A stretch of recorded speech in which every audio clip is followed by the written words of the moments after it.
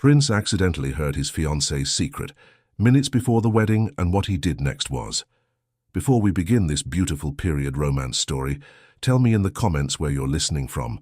I love knowing where you're joining me from. The bells of Windsor had been ringing since early morning, and it seemed to Margaret that they rang inside her skull as well. Her maid, Clara, fussed with the last row of tiny buttons along the back of the ivory gown. Pins glinted between Clara's lips, silk rustled, voices murmured, and every sound in the chamber pressed upon Margaret's nerves. "Stand a little straighter, my lady," Clara pleaded around the pins. "Her Majesty will be here at any moment to send her blessing." "I am standing straight," Margaret answered, though her shoulders had fallen again. She pulled them back at once. "There. Is that better?" "Much better," came her mother's cool voice from the chaise near the hearth. "You must remember, Margaret, the eyes of the world will be upon you.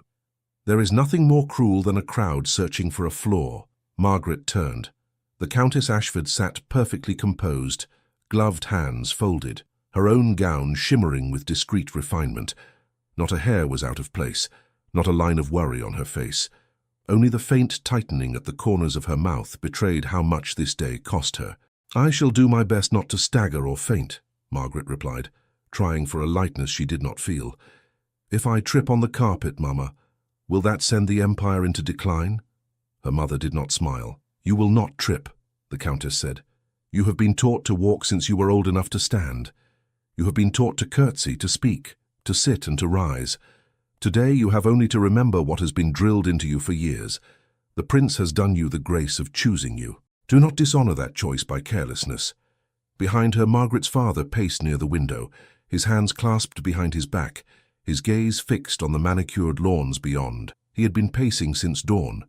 Every now and then he cleared his throat as if preparing to speak, and every time he said nothing at all. "In truth," he muttered now, "it is the making of us, the making of all of us." Margaret heard the words and felt them settle heavily upon her shoulders like another layer of fabric. The making of us. As if she were mortar and stone, Clara fastened the last button and stepped back. "There, my lady. You look—" She hesitated, then whispered, "You look like a queen." Margaret turned back to the mirror. The girl in the glass was tall and slender, the line of her neck graceful beneath the veil of tulle that would later be drawn over her face. Her hair, a glossy dark brown, had been arranged into a coronet of braids to support the small tiara sent from the royal treasury. The gown was elegant rather than extravagant, the silk falling smoothly, the lace at the sleeves delicate and restrained.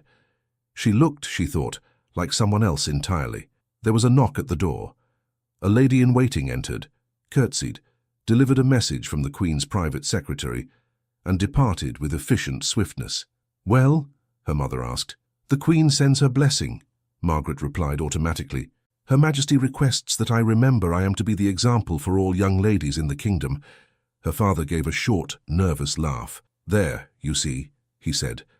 "The Queen herself." He broke off, turning away again. His shoulders sagged for a moment, then straightened as if he had remembered he must look proud for anyone who might enter. Margaret's throat tightened. She felt Clara's fingers fuss at the veil, but the room was beginning to crowd her, the air growing thin. "May I have a moment, Mamma?" she asked. "Just a few minutes alone." Her mother's brows drew together. "We scarcely have time, Margaret. The procession is to begin shortly." "A moment will not undo the schedule of the court," Margaret said softly. "I only wish to breathe before I walk into a chapel full of strangers staring at my every step."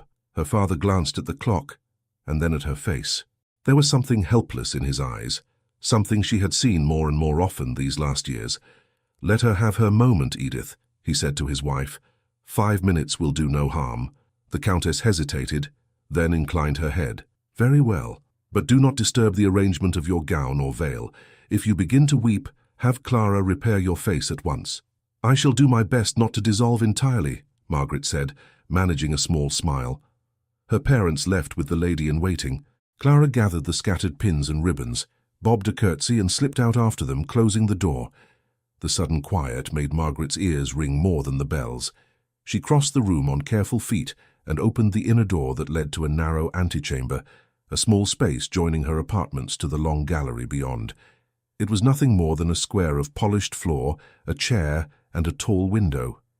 She stepped inside, leaving the door behind her not quite closed. The faint murmur of servants still reached her, but more distantly.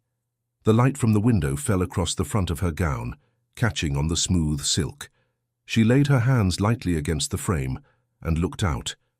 Carriages were arriving in a steady stream below, gliding up to the steps.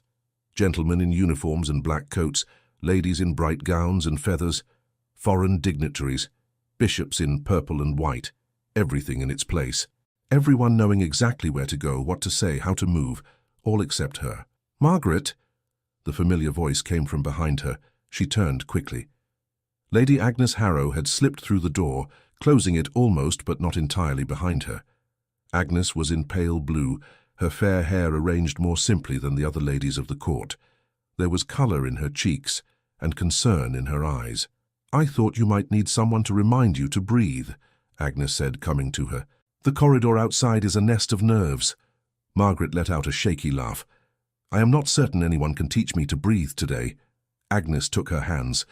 "Then I shall stand here and count for you.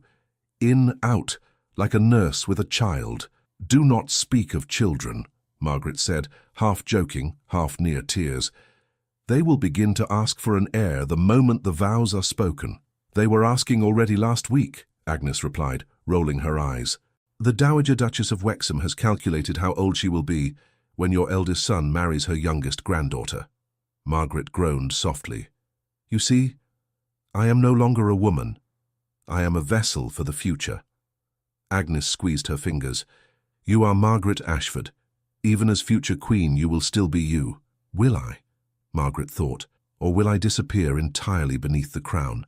Agnes stepped back, studying her face. "You look pale, but very dignified.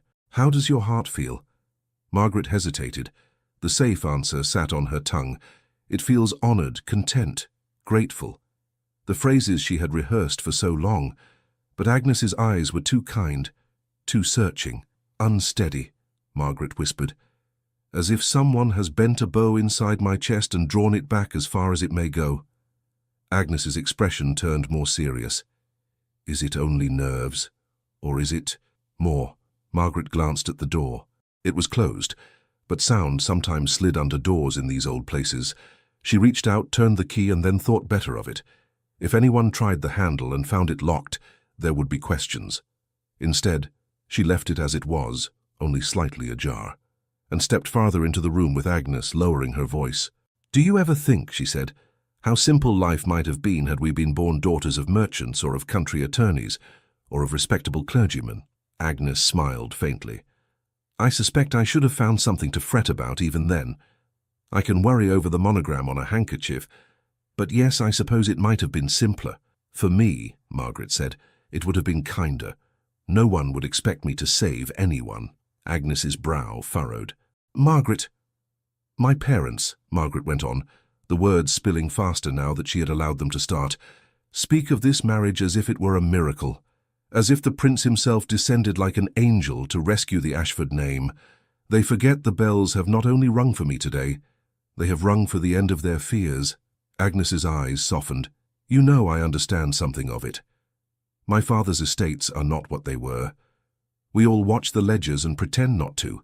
But the prince chose you, Margaret. No one dragged him to your door." Margaret gave a short, bitter laugh. "He chose the idea of me, the well-bred daughter of a respectable earl.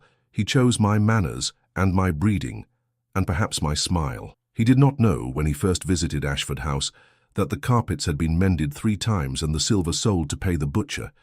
He did not know my father spent nights at his desk with his head in his hands." "Perhaps not at first," Agnes said gently. "But he knows now that your family is not wealthy as once. He is not blind." Margaret shook her head. "It is not only that.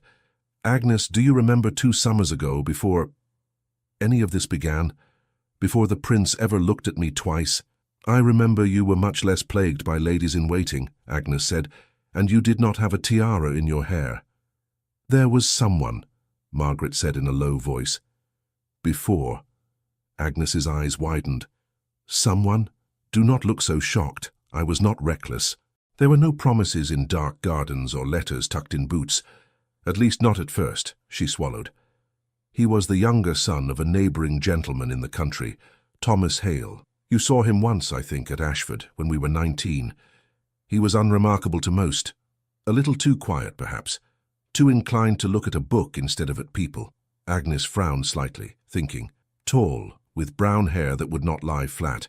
He asked me whether I had read some poet whose name I could not pronounce. That is the one, Margaret said, and despite everything a small smile touched her lips. He was kind and earnest. He had opinions about the poor in the village and about schools for the children. He would walk for hours simply to speak to the curate about a sermon. He had no title, no great fortune, only a modest portion he would inherit from a great uncle in time. Agnes regarded her closely. And you cared for him? I told myself I did not, Margaret replied. I told myself it was childish, that I could not attach myself to a man who would likely end in some obscure living, writing letters to newspapers about agricultural reform. But when I thought of the future, it was his voice I heard speaking to me over the breakfast table. His hands I imagined handing me a cup of tea. It was his kindness that seemed to fill the days, like sunlight. Agnes's voice was almost a whisper. Did he speak to you? He asked if I could ever be happy in a small parsonage, Margaret said. He did not say the words precisely, but they lay between us like a path. And She closed her eyes for a moment. I told him I had a duty to my family, that I could not indulge such dreams. I did not say no nor yes, I said we must be sensible. And then your father's debts worsened, Agnes said softly. Yes, the letters from the creditors grew sharper. Mamma spoke more often of economies. The visits to London grew more infrequent. Papa went to town for meetings and came back looking 10 years older. Margaret's voice dropped lower. And when the prince first asked me to dance, Mamma wept with relief. Not because she believed I would be loved, but because she believed we would be rescued. Agnes's fingers tightened around hers. Margaret, you do not blame them entirely, do you? Times are hard. They were frightened. I know they were frightened, Margaret said. I was frightened as well. But you must know the whole of it, Agnes, or I shall feel I'm standing at that altar under false colours. Agnes nodded once. Tell me, when the prince's courtship became serious, Margaret said, when everyone began to whisper that the match was likely, I panicked. I thought of Thomas, of his quiet insistence that a life founded on truth, however humble, was better than any glittering falsehood. I thought of the way my parents looked at me as though I were a piece of property to be bargained. I felt as though the walls of Ashford were closing in. She moved to the window again, her hands knotting together. I wrote a letter, Agnes's breath caught. To whom? To a lady I had met during a visit to Paris, a friend of Mamma's, though more independent in her views. She was connected to certain circles abroad where marriages are sometimes arranged differently, where political alliances and personal attachments tangle in ways our society does not entirely approve. She gave a strained smile. I thought her worldly. I thought her clever. And in this letter, Agnes asked slowly, what did you say? I said, Margaret replied, each word costing her, that I was on the verge of accepting an offer from the Prince of Wales. I said I did not love him, and that my parents were pressing me forward. I said I believed I might yet find some way to break the engagement without too much noise, if only I could be assured of some other escape. Another match, perhaps abroad. Some place where my disobedience would be less ruinous. I hinted, I did not state, but I hinted, that I might be willing to let certain matters slip, to speak carelessly of court opinions, of people, that I could be useful. Agnes's hand flew to her mouth. Margaret, I was desperate, Margaret whispered. Foolish and desperate. I wrote as if I were a character in a novel, standing at the crossroads of fate. I thought only of myself and of Thomas, and of the crushing weight upon my parents' shoulders. I did not think of the implications, of how such words, if ever read by the wrong eyes, could be construed as something base, disloyal. I sealed the letter and gave it to a servant to send with the diplomatic pouch that was leaving the next day. And then? Agnes asked. And then, Margaret said, I lay awake all night imagining what I had done. I saw my father's face if anyone accused his daughter of scheming. I saw the Queen's disappointment. I saw the Prince's eyes, and we had scarcely spoken twice. I rose at dawn, went to the servant entrusted with the pouch, and demanded the letter back on some pretext. I burned it in the grate in my room. Every line, every word. I watched it curl and blacken and vanish. Agnes let out a long, shaky breath. So the letter no longer exists? No. Margaret shook her head firmly. There is nothing left of it but ashes and my shame. The lady in Paris never received a word. She wrote later, inquiring kindly why I had fallen silent.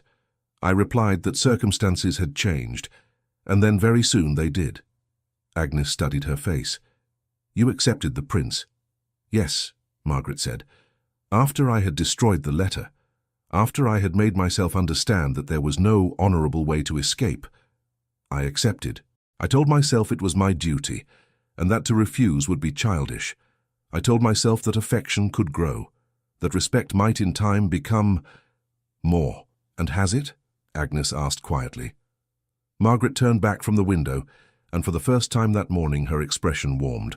Yes, she said simply, it has. You have seen him, Agnes, when he visits the hospitals, when he speaks to the veterans, when he listens to some timid clergyman muttering about the poor. He is not the frivolous creature the newspapers carve from rumor. He is thoughtful.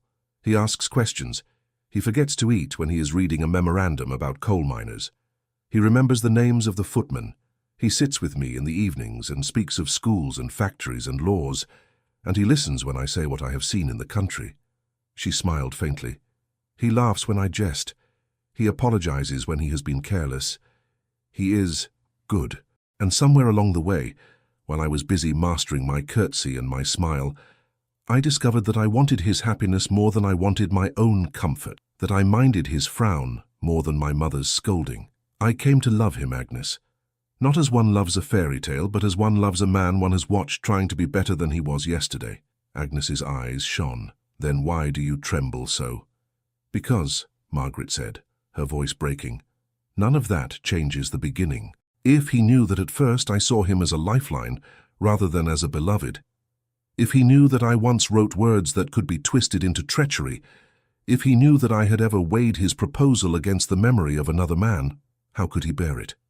He believes, I think, that I have always been devoted. He believes my modesty, my reserve are virtues, not barricades.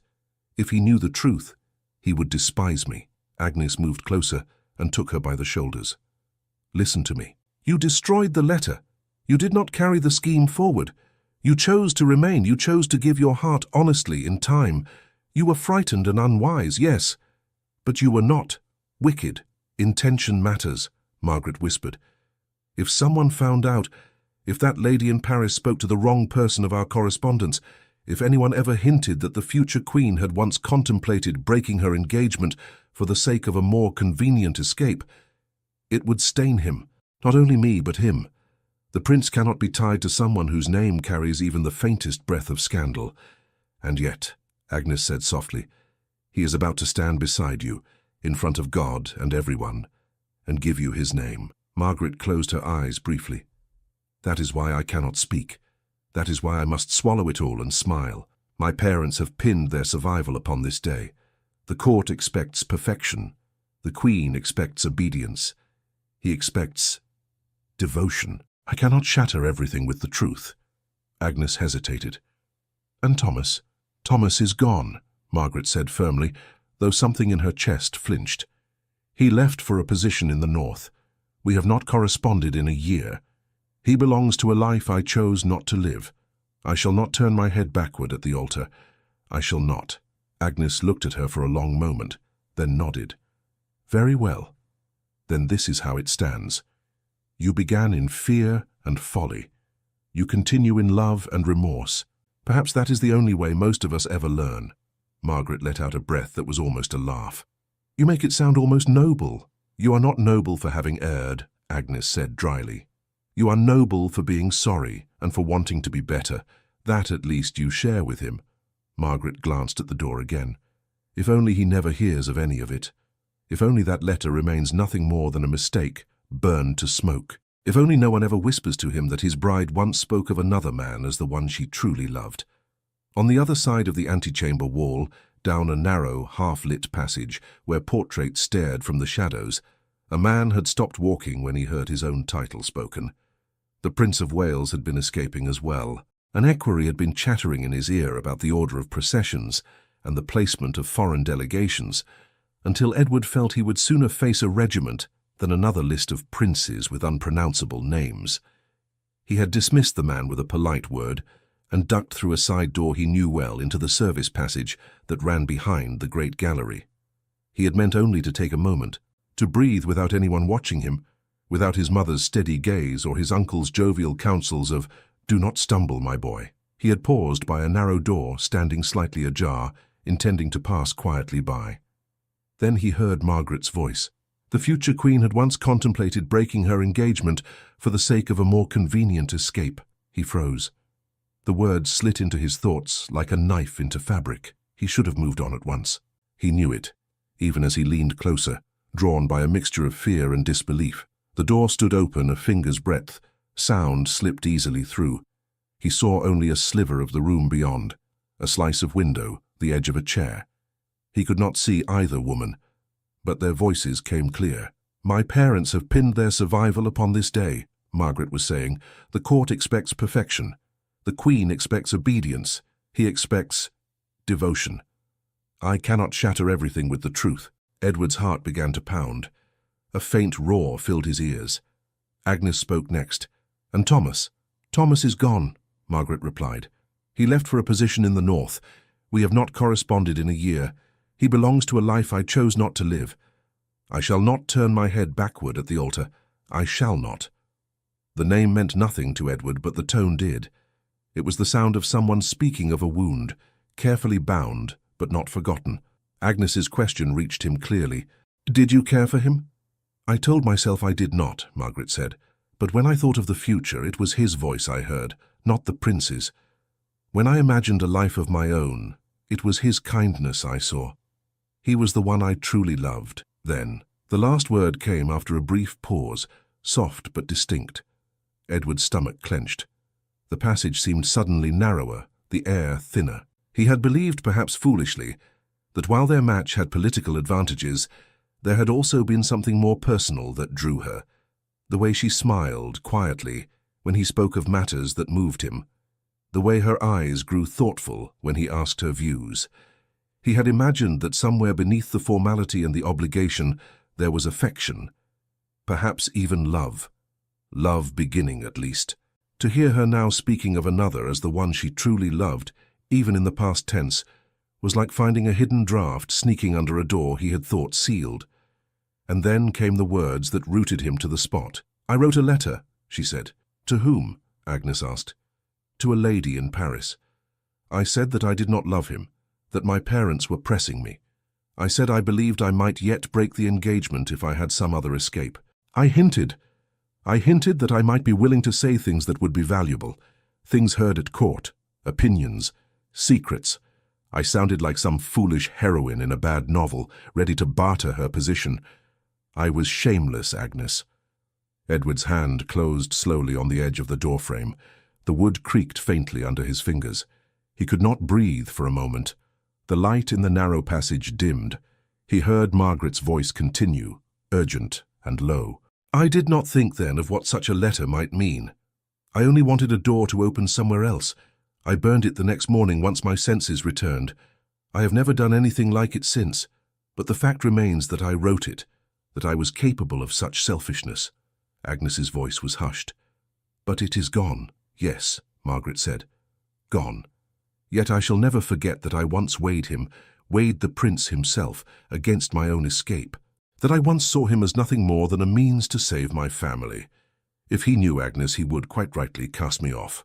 Edward did not hear Agnes's answer.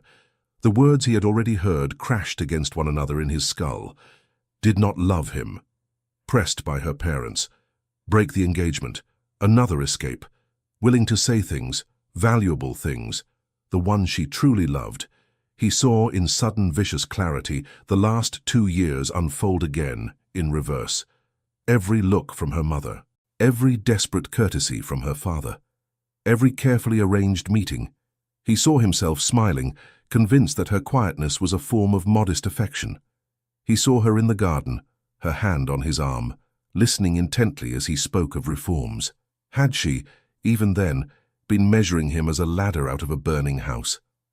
The idea of treachery, in the sense his ministers would give the word, struck him only dimly. He did not believe, even now, that she would sell secrets to foreign powers. The woman he had come to know did not fit that shadow. But the knowledge that she had been willing to hint at it, in a moment of panic, to dangle the possibility before someone as a lure, that she had been capable of such a thought at all, his throat tightened. The trust he had not known he was building cracked like thin glass. The bells outside boomed another peal, shaking the air. The sound reminded him brutally of where he was meant to be, of the chapel filling with people, the Queen already seated, the clergy ready, the organist waiting. "Your Royal Highness?" The voice came from the other end of the passage. Edward jerked away from the door, his hand dropping. The equerry he had dismissed earlier stood there, looking apologetic and anxious. "Forgive me, sir," the man said. "They are asking for you in the sacristy. The procession must begin in a few minutes. Her Majesty is already in her place." Edward straightened with an effort, forcing his face into something resembling composure. "Of course," he said. His own voice sounded distant to him. "I lost my way in this rabbit warren. Lead on." The equerry smiled, relieved, and turned back toward the main corridor. Edward cast one last glance at the narrow door. Through the crack he could see nothing now but a slant of light on the floor. He did not know whether to fling the door open and confront Margaret at once, to demand explanation, confession, anything. He did not know whether to walk away and pretend he had heard nothing, to bury it under duty and ceremony. Both choices felt like tearing something vital. He followed the equerry in silence, his mind racing. The passage widened into the main hallway. Servants bowed as he passed. A pair of guards snapped to attention. A footman opened a door to another small chamber, where the Archbishop waited, along with a handful of court officials who all turned and smiled and murmured words he did not catch. Someone adjusted the fall of his robe. Someone else straightened the chain across his chest. A page offered him a glass of water. He shook his head. His mouth was dry, but he could not swallow. The organ began to play the first solemn strains in the chapel beyond. The sound rolled through the stone like thunder. "Your Royal Highness," the Archbishop said, beaming. "Are you prepared?" Prepared. The word rang strangely. Edward stood very still, seeing not the old man's kindly face, but Margaret at the window, her hands twisted together, speaking of another man's voice at her breakfast table, speaking of him, Edward, as an escape, a lifeline, a ladder. He had believed he would walk down the aisle today with a peaceful heart, perhaps a little nervous, perhaps a little humbled, but sure of the woman beside him. Now he felt as though the floor beneath his feet might give way at any step. The master of the household appeared in the doorway. "All is ready, sir. We await only your command to begin." Edward's gaze drifted to the small side door that led directly into the chapel, to the place where he would stand before the whole of England and promise to love and honor a woman whose first impulse had been to use him and flee. The music swelled. The bells thundered. The court waited. Edward, still reeling, must decide in the next breath whether to walk to the altar as if nothing has changed, or not appear at all. The silence stretched until it felt like a living thing between them. Edward stood as if rooted, every muscle taut. The Archbishop looked faintly puzzled. The master of the household shifted, his hand still on the door. "Sir," the master ventured, "shall we begin?" Edward opened his mouth and found that no sound came out. He closed it again, drew a breath that scraped his lungs, and heard his own voice at last. "One moment more," he said. "I should like a few minutes alone. Before I go in." The Archbishop's brows rose. "Of course, Your Royal Highness. A man has a right to gather his thoughts before such a sacrament." The master of the household looked as if he wished to protest, but he bowed instead. "Shall I tell them, sir?" "Tell them," Edward said carefully, "that their prince asks the indulgence of his guests for a brief delay. The Queen will understand." "Yes, sir." The man bowed and withdrew. The others melted away with him. In a few moments, Edward found himself alone in the small sacristy. The faint murmur of the waiting congregation seeped through the stone. He pressed his hands on the back of a wooden chair, staring at the patterned tiles on the floor. Margaret's words looped through his mind, relentless. "The one I truly loved, then. I did not love him. I was being pressed. I might break the engagement if there were some other escape. His stomach twisted. He had not known, until this moment, how much he had believed in the purity of her feelings. The realization that he had been walking toward the altar with a dream instead of a certainty made him feel foolish and oddly young. A door opened quietly behind him. Edward. It was his mother. The Queen slipped into the room, closing the door behind her. She wore silver-grey satin and diamonds, her bearing as calm as if she were entering a drawing room instead of a room vibrating with her son's turmoil. "The master tells me you asked for a delay," she said. "The congregation is patient, but such departures from order create questions. Is something wrong?" He did not turn right away. When he did, his face was controlled, but his eyes gave him away. The Queen's gaze sharpened. "What has happened?" she asked. "I overheard something," he said. His voice was flat. "Not a moment ago, in one of the side passages." Her expression did not change, but the air between them seemed to tighten.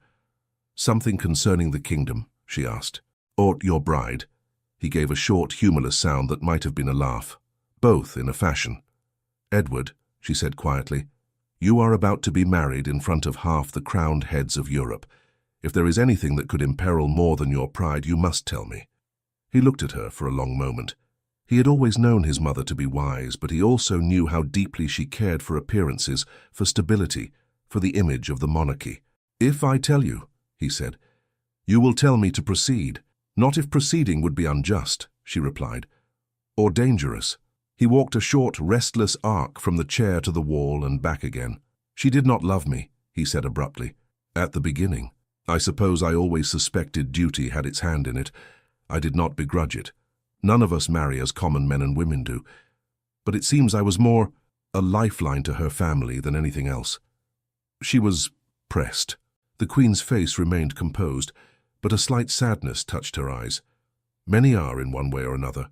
"That is not the worst," Edward said. "She spoke of another man, someone she truly loved once. Thomas, a quiet country gentleman by the sound of it. She spoke as though she had left her heart with him and handed me only what was left." "And now?" his mother asked. "Did she speak of now?" He hesitated. "She said she loves me now. That affection grew. That she admires my character." He could not keep a trace of bitterness from the last word. "But knowing how it began, knowing that when I was first certain of her, she was still weighing her heart against another," the Queen stepped closer. "You always knew this would not be a simple romance," she said gently. "You have duties. So does she. Hearts do not always begin where vows do." "What else did you hear?" He looked away. "She wrote a letter," he said, "to someone abroad, when she was first pressed to accept me.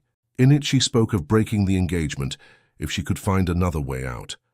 She hinted that she might be willing to use what she heard at court, to say things that would be valuable. Not because she wished to betray me, she said, but because she was desperate to escape. She burned the letter the next morning. She has done nothing like it since." His mother's fingers tightened around the small book she carried. That, more than anything, told him she was shaken. "She was frightened," the Queen said slowly, "and foolish, very much a girl." "Yes," he said, "but I am the Prince of Wales. A frightened girl with my name in her mouth can do much harm. Even if she repents, the fact remains that she was willing to think of me as a ladder to be climbed or thrown away." The Queen was silent for a long moment. When she spoke again, her tone was very controlled. "Do you believe she would do such a thing now?" she asked. "As she is today in this gown about to become your wife?" He thought of Margaret listening to sick veterans in the hospital, of the way she had argued with him about a proposed law because she thought it would fall harshly on tenant farmers, of the way her eyes lit when he admitted he had been wrong on some small matter and amended his opinion. "No," he said at last, and the word came out rough. "I do not believe she would. I believe she regrets it. I believe she is ashamed. But I also believe that trust is not built upon what might have been, but upon what was." The Queen's gaze softened. "You have always had a strong sense of honor," she said.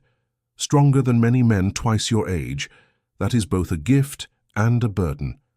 Consider this, Edward. The Crown requires you at times to accept that human beings are frail, but capable of growing better. If you demand perfection at the beginning of every relationship, you will find yourself very alone." He set his jaw. You would have me go on as if nothing has changed. I would have you decide whether your pride has been wounded or your safety, and your country's, she replied. If you truly believe this young woman is a danger, that she is false to her core, then you must not marry her. I will bear the scandal if I must. But if she was a frightened girl who wrote a foolish letter and burned it, and if she has grown into a woman who loves you honestly, then you must ask yourself whether you will punish her forever for the girl she was. He looked at her sharply. You speak as if you know something of such decisions. She smiled faintly. Every long marriage begins somewhere imperfect, she said, even royal ones. There are things you learn only after you have said yes, not before. The question is whether you can walk into that chapel and say yes knowing what you now know, without bitterness. He rubbed his forehead. The organ's notes thrummed faintly through the walls, reminding him with every chord that time was slipping by. I cannot stand at that altar with this between us, he said, not unspoken. I would look at her and see those words over and over. I must know what she will say when she stands before me with full knowledge that I have heard. You wish to confront her, the Queen said. Yes. She studied him for a moment, then nodded once. Very well. I will have her brought to you. But you must remember, Edward, that any words spoken now will be spoken under immense strain. Be just, but be merciful. She is not your subject today. She is the woman who may be your wife. I do not know if I can be both, he said. Then try to be a man first, and a prince second, she replied. The crown will wait the space of a conversation. She moved to the door, paused, and looked back at him. Whatever you decide, she said, I will stand beside you, but decide as a man who must live with his own heart, not as a statue on a throne. When she had gone, the room felt colder. He stood alone again, gripping the back of the chair, waiting for the door to open once more, this time with Margaret on the other side. In another part of the castle, Margaret sat very still, while Clara blotted at her forehead with a powder puff. How long has it been? She asked. Clara glanced at the clock and bit her lip. Nearly 20 minutes, my lady. 20, Margaret repeated. They planned the procession to the minute. The Queen does not tolerate delays. Outside the robing chamber, the sounds of movement and muffled voices grew and swelled. Once or twice the door opened as someone poked in their head, only to withdraw quickly with murmured apologies. Her mother paced now, something she rarely allowed herself to do. Her father had abandoned the window to stand by the mantel, his fingers worrying at the edge of a porcelain figurine. This is intolerable, the Countess said. They cannot leave us in ignorance. There must be some explanation. Have you done anything foolish, Margaret? The question struck like a slap. No, Mamma, Margaret said more sharply than she intended. I have been here, scarcely breathing, while you and Clara arrange my veil. I have not had an opportunity to elope or set fire to the castle. This is no time for wit, her mother snapped. You are pale as death. If you faint on the way to the altar, it will be because you worked yourself into some state. Mamma, Margaret's father said, she has done nothing. Do not add to her distress. It is my duty to ensure she does not falter, the Countess said. If the prince should take alarm at some sign of hysteria. An unwelcome thought slithered into Margaret's mind. Do you think, she said slowly, that the delay is because of me? Because they fear I may change my mind? Nonsense, her father said at once, but he did not quite meet her eyes. The prince is sensible. He understands nerves. He is likely conferring with the archbishop about some point of order. The door opened then with a sharp little click. The master of ceremonies himself entered, followed by a royal equerry. His face was composed, but he smoothed his sleeves more than was his habit. Lord and Lady Ashford, Lady Margaret, he said with a bow. I bring the prince's apologies for the delay. His Royal Highness has requested a few extra moments for private reflection before the ceremony begins. Margaret's heart lurched. Reflection, she repeated. It is a solemn day, the man said smoothly. A man does not pledge his life lightly. I assure you, Lady Margaret, all is proceeding. We ask only your continued patience. Her mother's smile reappeared, thin and fixed. Of course. The prince's sensibilities do him honor. Her father, however, was watching Margaret. He saw the way her fingers twisted in her lap, the way her throat moved as she swallowed. Is he well? Margaret asked. He is not ill. As well as any man on his wedding day, the equerry said with a dry little chuckle. I assure you, my lady, If there were any cause for alarm, I would not be sent alone. They bowed and withdrew. The door closed again. The room felt smaller than before. Margaret stared at the empty space they had left. "Private reflection," she murmured. Clara moved to adjust the veil again. "It is romantic in a way, my lady," she said timidly. "A prince taking time to think before binding himself forever. It means he takes it seriously." Margaret forced herself to nod. Yes, perhaps. But a weight had settled in her chest. Something was wrong. It might be nothing, she told herself. It might be as innocent as a prayer or a word with the Archbishop. Yet the phrase private reflection echoed in her mind like a verdict. Her mother resumed her pacing. "He cannot leave us to sit and wither," she said. "The guests will begin to whisper." "They are already whispering," Margaret said more quietly than before. "They will be counting the minutes. They will think it is I who have delayed." "Nonsense," her mother repeated, though less firmly. "No one will blame you." Margaret knew better. She knew how the world worked. If a prince hesitated, there would be a dozen charitable explanations. If a bride faltered, there would be only one. Weakness. She thought of Agnes's words in the antechamber. You began in fear and folly. You continue in love and remorse. The knowledge sat in her like a stone. After another long 10 minutes, the door opened once more. This time it was not the master of ceremonies, but the Queen's private secretary, a discreet man with a smooth face and sharp eyes. "Lord and Lady Ashford," he said, bowing.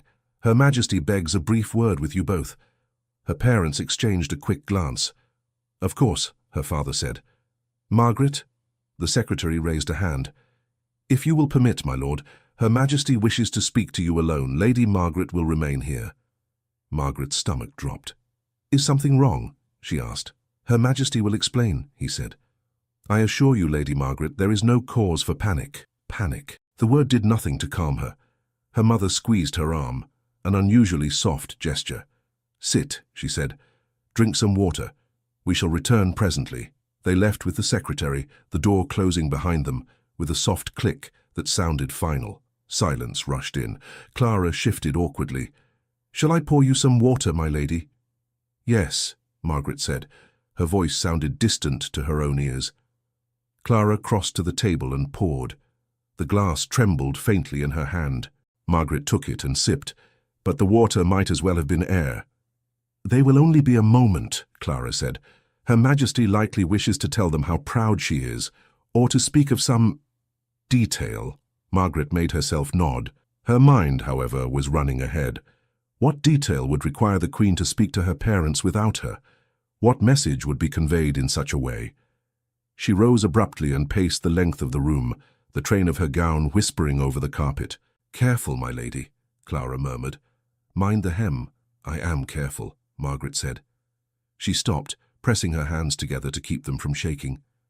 "I am always careful." After what felt like an hour, but could not have been more than 10 minutes, the door opened again. Her parents entered alone. The Queen's secretary was nowhere to be seen. Her mother's colour was higher than usual. Her father's mouth was a thin line. "What did she say?" Margaret asked at once. Her father spoke first. "Her Majesty assures us that the prince is well," he said. "He asked to speak to you alone before the ceremony resumes." Margaret's heart gave a violent jump. "To speak to me? Why?" Her mother lifted her chin. "Because he is a conscientious man," she said. "He wishes, it seems, to be certain of your state of mind. No doubt he has tales of young ladies losing their nerve at the last moment.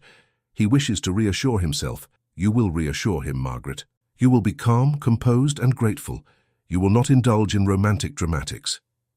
"Edith," her husband said quietly, "that is enough." The Countess pressed her lips together and looked away.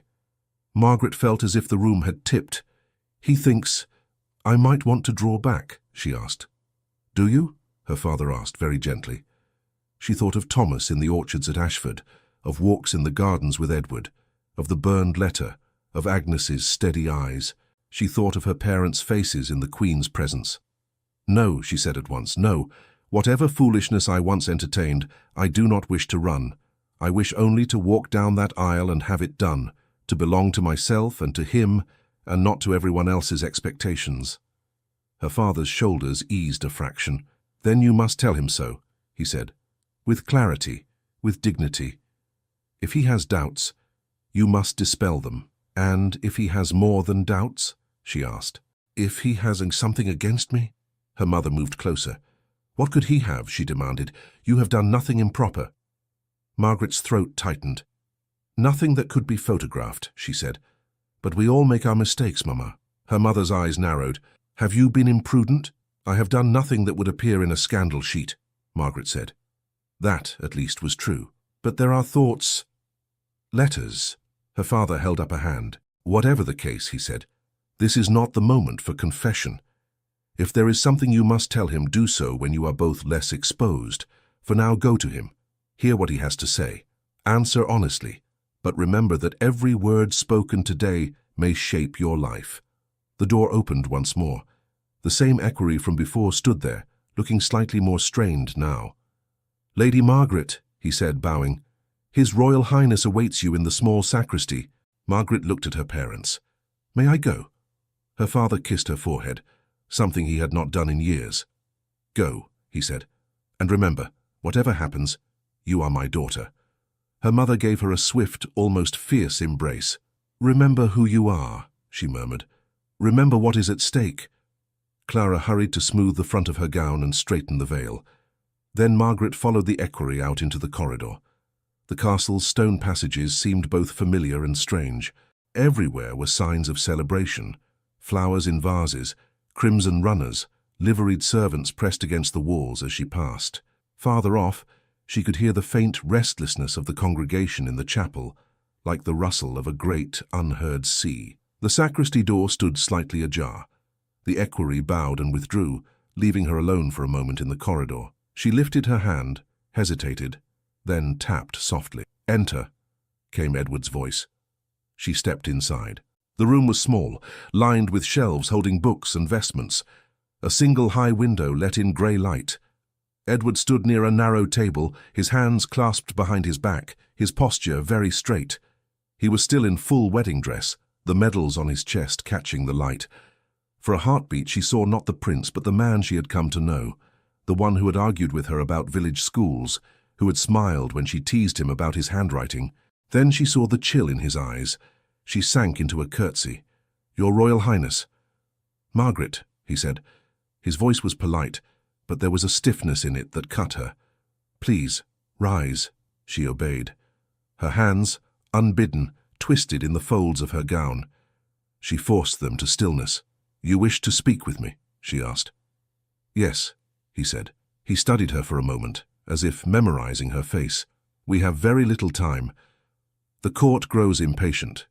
Forgive me if I am direct. She swallowed. I prefer directness.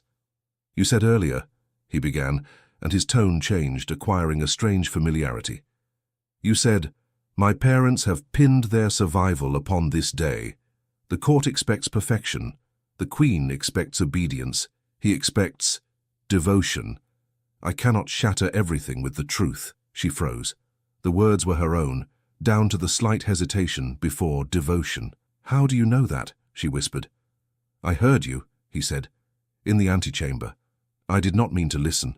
I passed by and heard my name, and before I could move away, you were speaking of me as though I were a weight upon your shoulders. A duty. A man you did not love at first, but chose because he could save your family.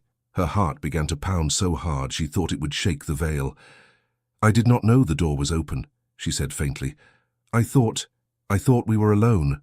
So did I, he answered, until I was not. Shall we speak plainly, Margaret? Did you, at the beginning, accept me out of love or out of desperation? She drew a breath that felt like swallowing glass. At the beginning, she said, I accepted you because I believed it was my duty and because my parents were drowning. I hoped affection would come. I did not yet know you.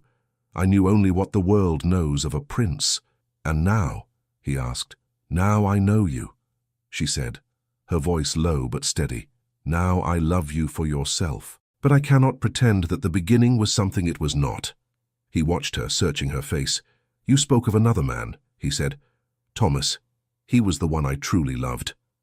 Those were your words. They were my words, she whispered. About a time before you, before all of this. I believed then that my heart belonged elsewhere, in another kind of life. I chose not to follow that path. I chose this one, and somewhere along it, my heart came with me. I cannot change what I felt at 19. I can only tell you what I feel at 21. His jaw tightened. You also spoke of a letter, he said, to someone abroad, a letter in which you contemplated breaking our engagement if only you could find another escape. A letter in which you hinted that you might be willing to be useful. Shame burned up her neck. You heard that as well. Yes, she forced herself to meet his eyes. Then you know almost all of the worst of me, she said. I wrote such a letter. In a moment of terror and selfishness, I felt trapped. I thought only of myself and of my parents and of the boy I had turned away. I did not send it. I burned it. I have never acted upon such thoughts, but I cannot deny that I had them. I am ashamed of them every day. He looked at her in silence for a long moment. She saw hurt there and anger, but also something like grief. Do you understand, he said quietly, what it is to stand where I stand? To know that the woman who is to share my life was once willing to use my name as a bargaining chip. That, had events turned a little differently, we might not be standing here at all, and I might have learned only from some foreign minister's amused remark that I had been weighed and found inconvenient. Yes, she said, I do, or I try. I have thought of it often. It makes me sick to remember. If you demand my head for it, I will not blame you. But I cannot unwrite the letter. I can only tell you that the woman who wrote it would not do so now. He turned away, running a hand through his hair, disturbing its perfect arrangement.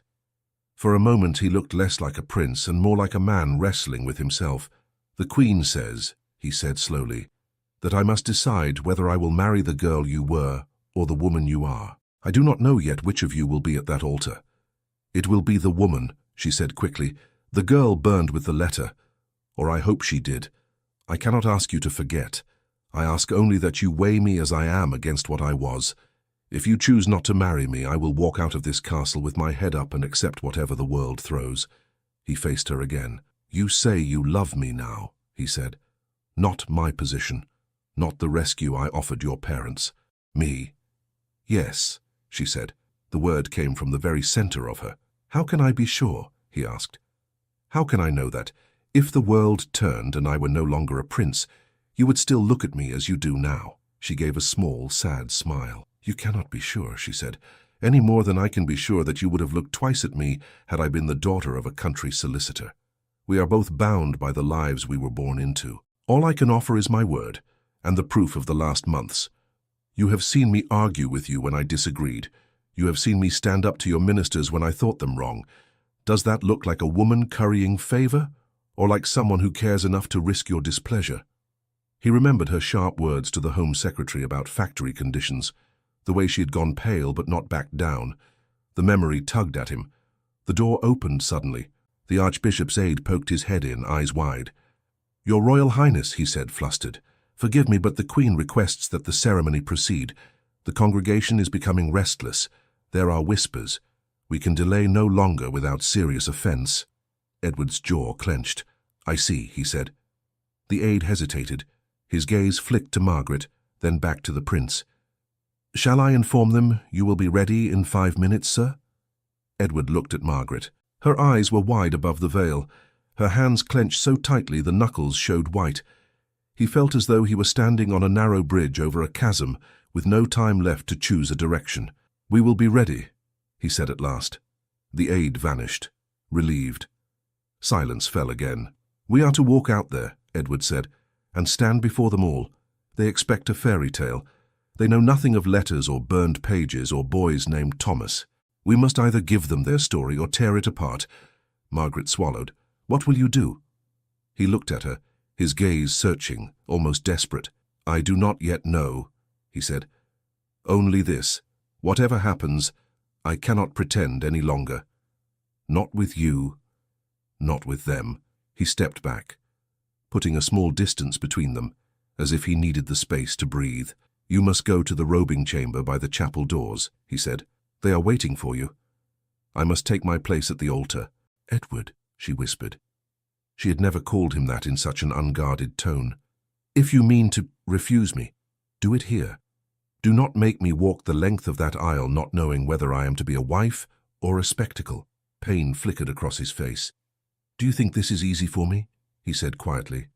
To stand before God and ask questions no groom should have to ask?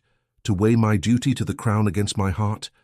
I must see what I am capable of saying when I am there.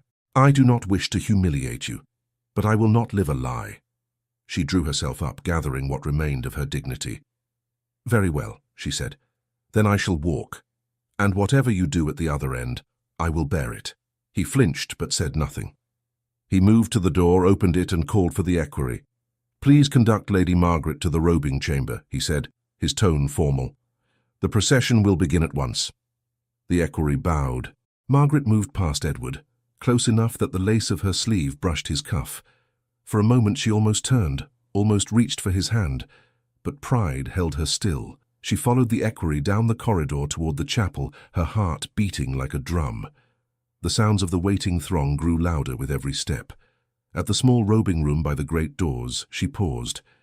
A pair of bridesmaids waited there, eyes bright with curiosity and unease. The prince is in his place, someone murmured. The queen looks like stone, whispered another. Margaret barely heard them. Her father appeared at her side, offering his arm. Her mother stood by the door, her face composed, but her eyes sharp. Are you well? Her father asked. As well as I am likely to be, she said. Outside, the organ struck up a triumphant chord. The great doors shuddered as the footmen took their positions. Margaret drew a breath, tasting fear and resolve in equal measure, and stepped into place, not knowing whether the man waiting at the altar would still be willing to marry her. The great doors swung open, and sound crashed over Margaret like a wave. The organ thundered. People rose in a rustle of silk and uniforms. The air felt thicker, as though all the breath had been pulled to the far end of the chapel where the altar stood. Steady, her father murmured. One step at a time. She tightened her fingers on his arm. The aisle stretched out before them, flanked by rows of faces. She did not try to focus on any one person. She let them blur into colors and shapes.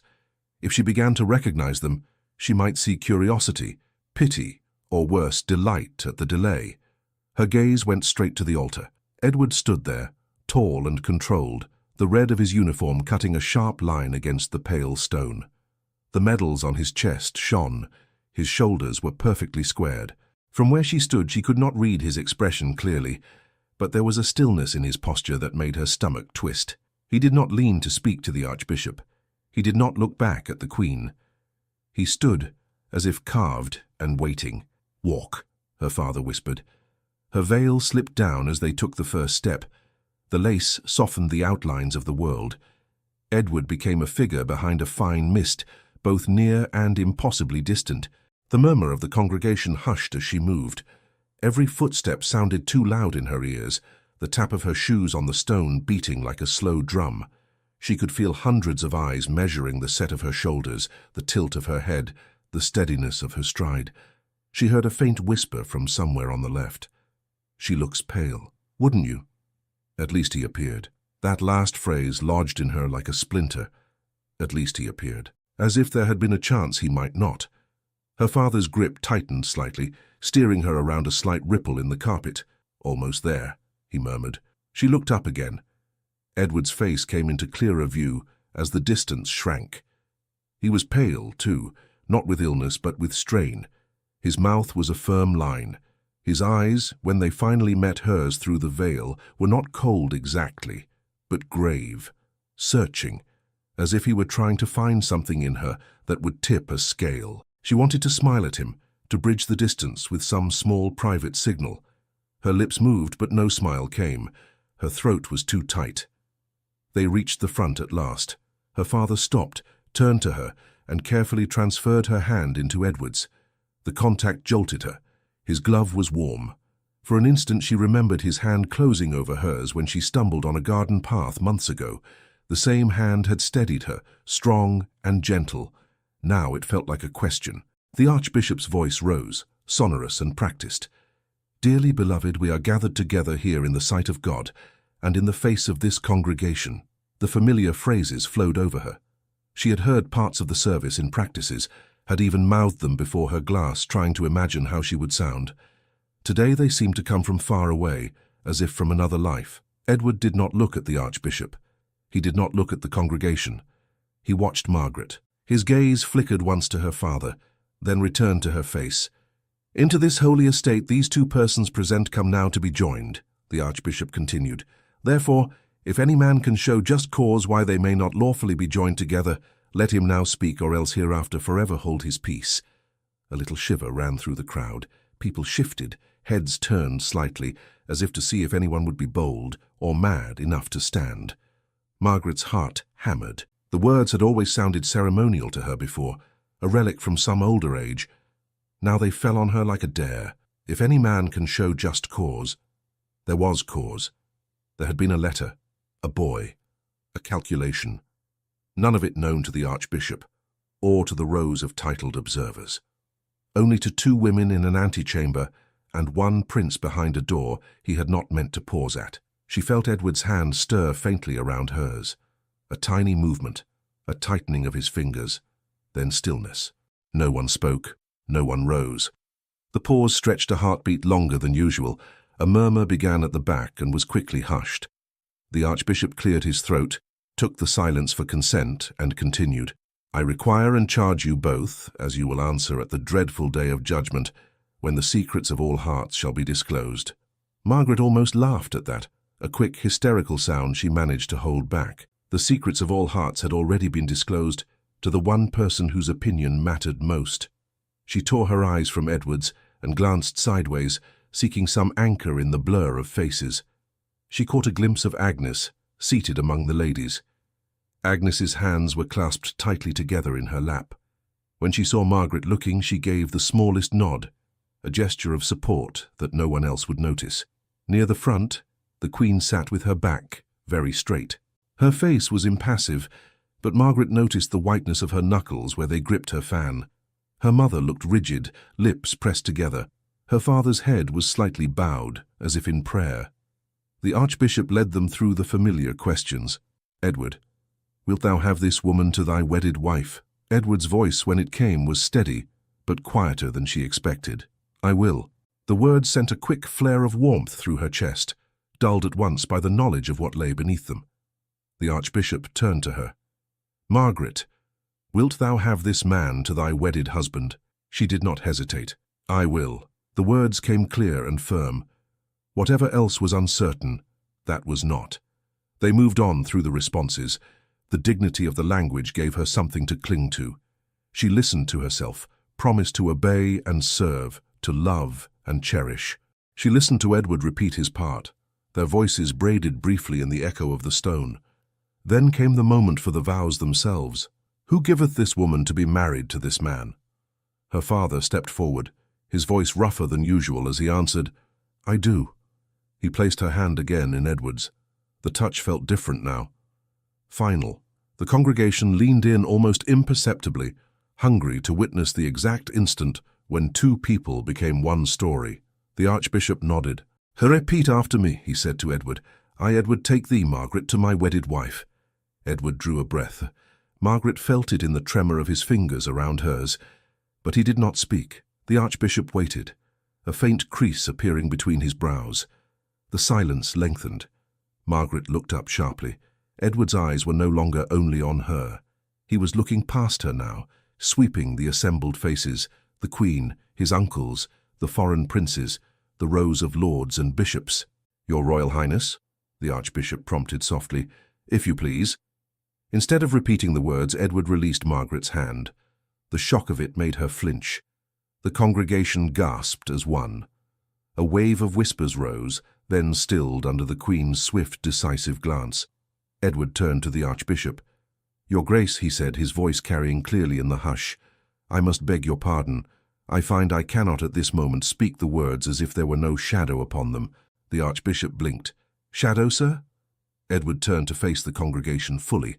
Margaret stood, her hand suddenly empty, feeling exposed and small beside him.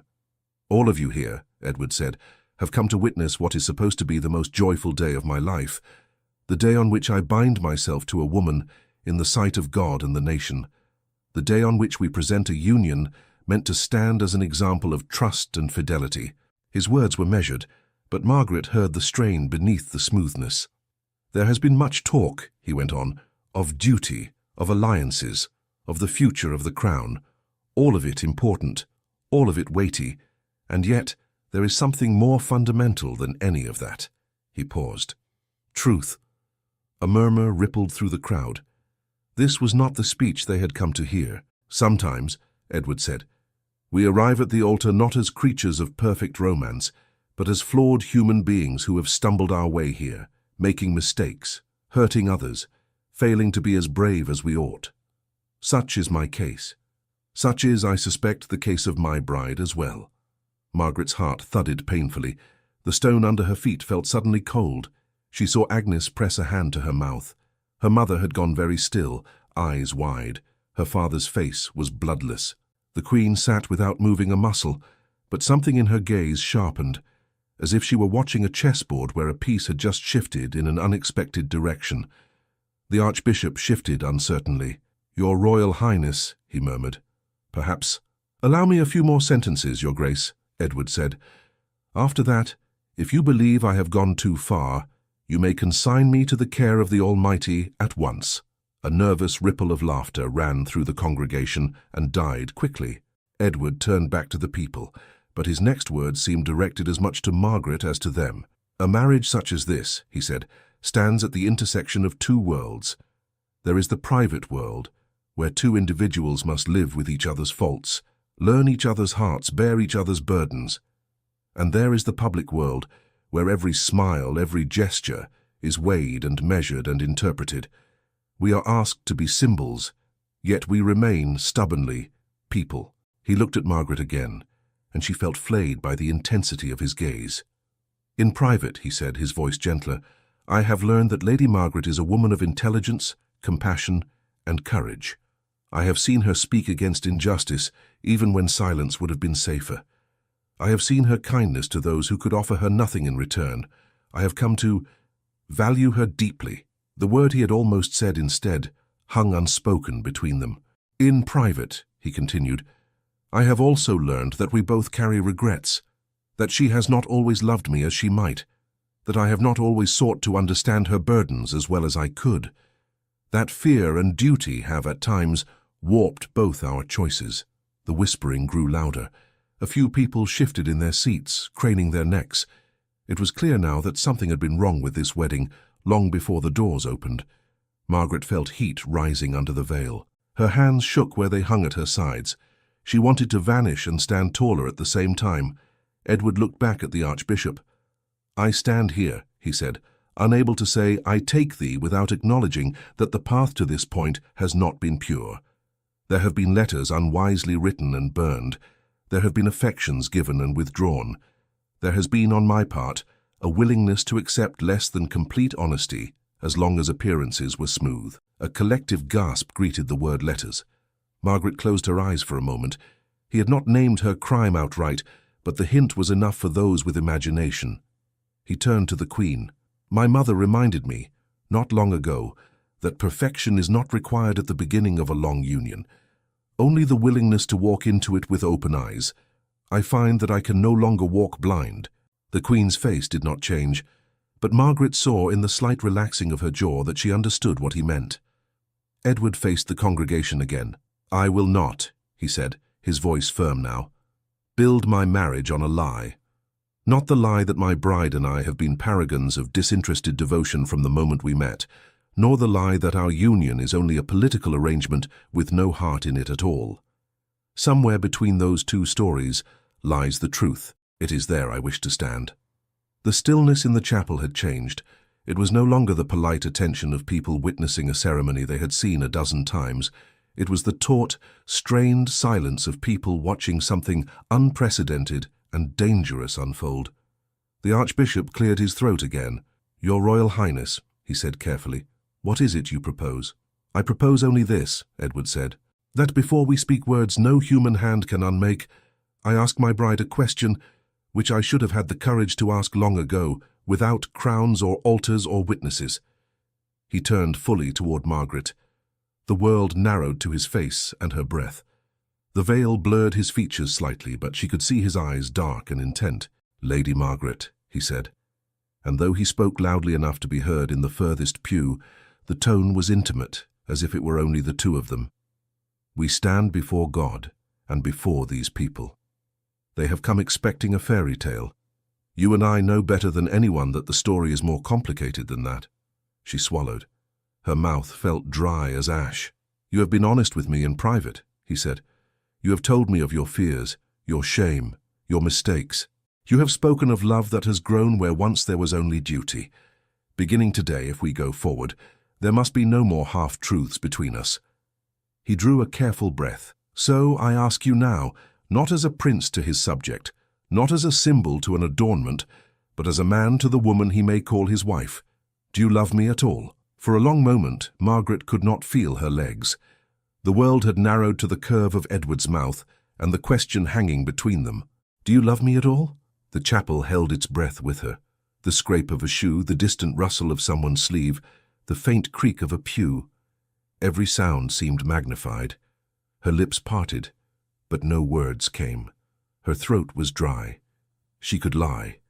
She could say yes in the smooth, practiced tone expected of a bride, let the ceremony glide back into its track, and spend the rest of her life wondering if he believed her.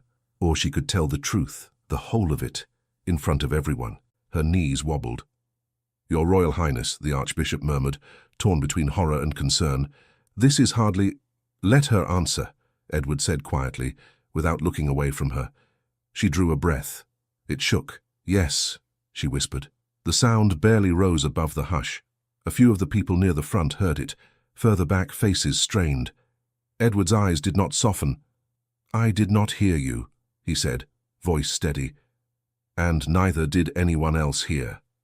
Her spine straightened. If she was to hang, she would do it standing. Yes, she said louder, I love you. Not as I ought to have from the beginning. Not with the simplicity everyone expected. I have been foolish and selfish and afraid. But I love you now, with what heart I have.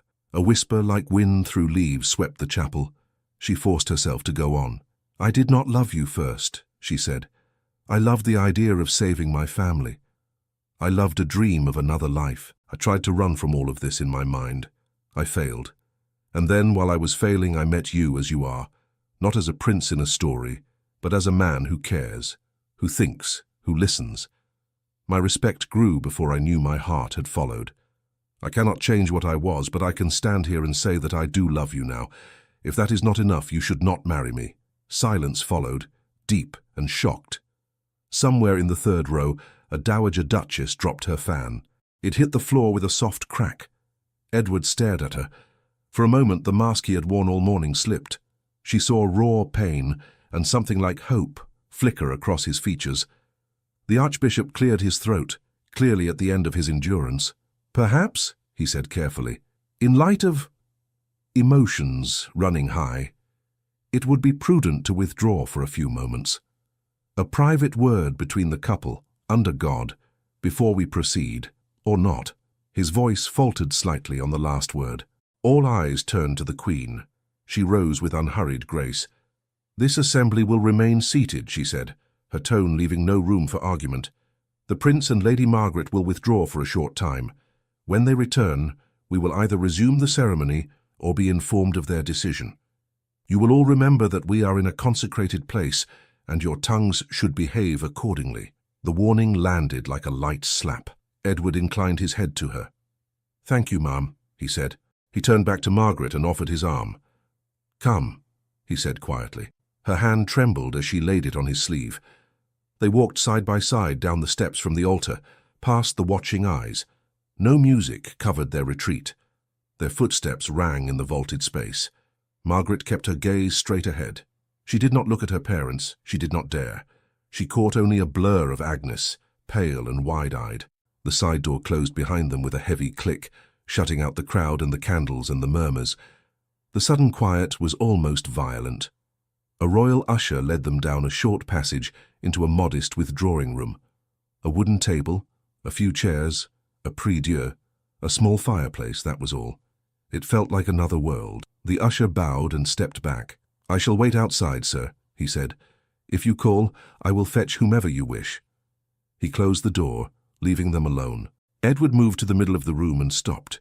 He did not sit. Margaret remained by the door, her back instinctively pressed to the panel, breath coming shallow and fast. He broke the silence first. "You are very brave," he said quietly, "or very reckless." "A little of both, I think," she answered. Her voice sounded thin. "You asked me a question. I could not answer it with half a truth." He studied her through the veil. "You understand what you have just done," he said. "In front of all of them." "Yes," she said. "I have humiliated myself thoroughly, and perhaps I am sorry for that." "Humiliation is not always the worst thing that can befall a prince," he said, a wry note slipping in despite himself. "Being deceived quietly might be worse." She flinched. "I have deceived you by silence," she said, "not by malice.